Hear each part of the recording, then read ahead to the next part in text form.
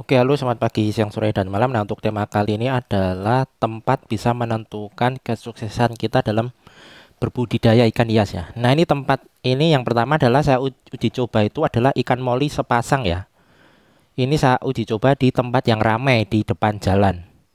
Nah, hasil si ikan betina itu mengalami kesetresan ya. Jadi bisa dilihat tuh anakannya banyak banyak yang mati. Jadi kemungkinan ini dibully sama betinanya.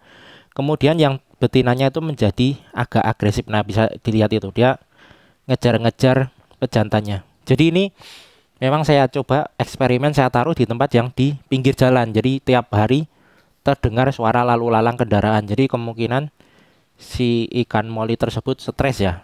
Dan ini kondisinya sudah beranak pinak dan anakannya itu banyak yang mati ya, mati dibully kayaknya tuh diserang. Bisa juga mungkin faktor suhu juga bisa, mungkin polusi juga bisa karena ini memang di pinggir jalan.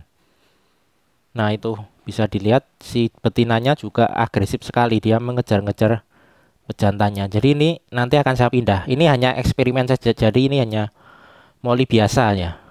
Moli biasa yang memang saya coba karena eh, memang kita harus rajin-rajin untuk bereksperimen ya.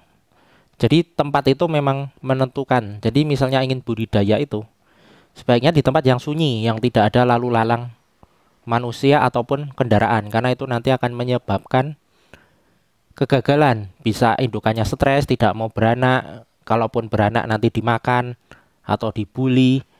Nanti bisa juga pejantannya akan dibully juga karena di sini pejantannya lebih kecil ya, itu dikejar-kejar terus.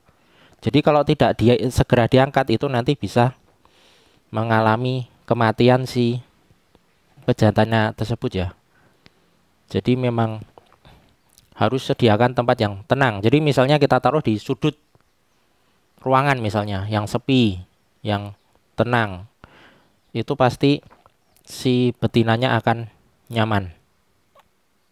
Nah, kemudian nanti setelah ini saya akan coba lihat eh, indukan ikan gupi yang saya taruh di tempat yang sunyi ya. Di sini kan tempatnya sunyi ya, tidak ada suara lalu lalang kendaraan. Jadi ini ada di belakang rumah. Kalau tadi ada di depan rumah, di pas pinggir jalan.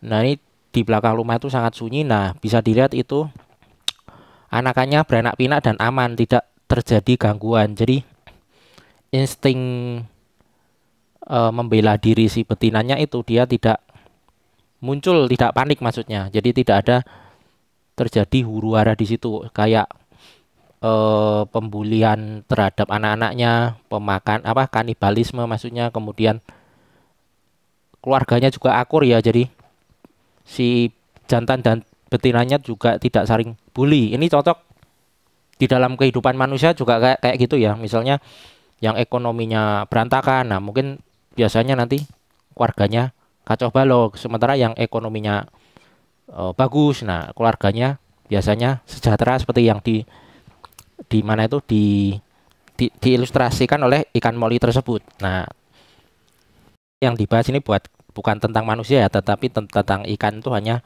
contoh analogi saja. Jadi usahakan taruh tempat yang nyaman. Oke, sampai di sini. Selamat pagi, siang, sore, dan malam.